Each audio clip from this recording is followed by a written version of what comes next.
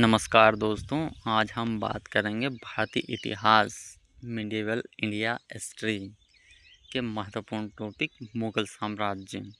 तो मुग़ल साम्राज्य 1526 से 1707 ईस्वी तक चला था। ठीक है। मुख्यतः अब साहब इसके प्रमुख शासक एवं साम्राज्य विस्तार का कालक्रम देख लेते हैं। तो भैया बाबर है ना, 1526 में साम्राज्य की स्थापना करी थी उसने। कब? तो पानीपत के प्रथम युद्ध में 1526 में।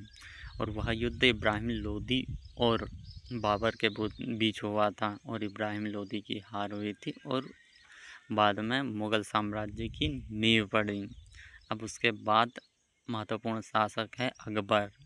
इसका शासनकाल 1556 से 1605 तक रहा और इसके शासनकाल में मुग़ल साम्राज्य का मुख्य विस्तार एवं सुदृढ़ीकरण देखने को मिलता है।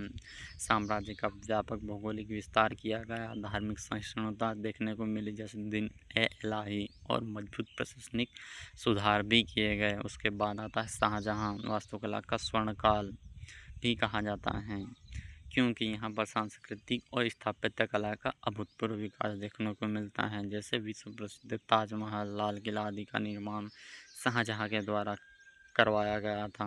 ओके, उसके बाद आता है भैया औरंगजेब 1658 से 1707। इसमें अधिकतम क्षेत्रीय विस्तार देखने को मिलता है और इसके शासनकाल में साम्राज्य अपनी भौगोलिक चरम सीमा उत्तर से दक्षिण के दक्कन क्षेत्र तक पहुँच गया और 1700 ईस्वी में मुग़ल साम्राज्य का उत्कर्ष देखने को मिलता है। जैसे सन 1700 ईस्वी के आसपास मुग़ल साम्राज्य भारतीय उपमहाद्वीप के बहुत बड़े भूभाग पर फैला हुआ था और प्रमुख केंद्र और राजधानियाँ कौन से थे? तो साहब दिल्ली मुख्य राजधानी थी और प्रमुख केंद्र आगरा और लाहौर थे।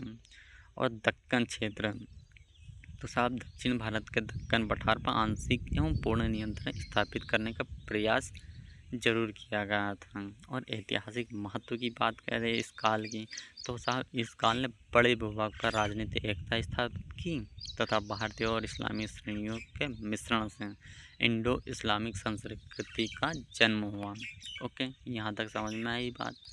अब हम बात करेंगे मुग़ल प्रशासन व्यवस्था एवं साम्राज्य का पतन कैसे होता है। तो सबसे पहले देख लेते हैं कि मुग़ल प्रशासन केंद्रीय प्रशासनिक संरचना। तो साहब सम्राट एक सर्वोच्च शासक होता था और मनसबदारी व्यवस्था और जागीरदारी व्यवस्था की बात करते हैं। तो मनसबदारी व्यवस्था एक सैन्य और नागरिक अधिकारियों का पदानुक्रम था जिसमें प्रत्येक अधिकारी को एक निश्चित मनसब या रैंक दी जाती थी। ठीक है।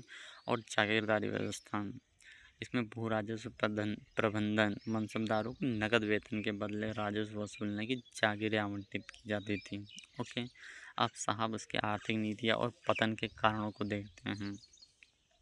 तो आर्थिक नीतियों में जब्त प्रणाली तो साहब राजा टोडरमल जो है ना राजभर के राजस्व मंत्री थे और उनके द्वारा विकसित किया गया एक मजबूत राजस्व प्रणाली। इसमें 10 वर्षों की फसलों और कीमतों का सर्वेक्षण किया जाता था और टैक्स निर्धारित किया जाता था और व्यापार और शिल्प इस काल में बहुत समृद्ध हैं।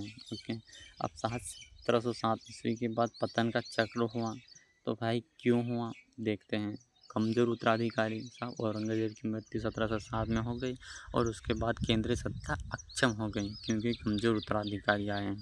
उसके बाद क्षेत्रीय विद्रोह देखने को मिलते हैं जैसे मराठा, सिख, जाट और राजपूत शक्तियों के उदय तथा क्षेत्रीय सूबेदारों की स्वतंत्रता घोषणा से साम्राज्य बिखर गया और सांस्कृतिक समन्वय पतन के बावजूद इस काल ने भारत को एक एकीकृत कला, वास्तुकला और मिली और तहजीब की विरासत दी गई।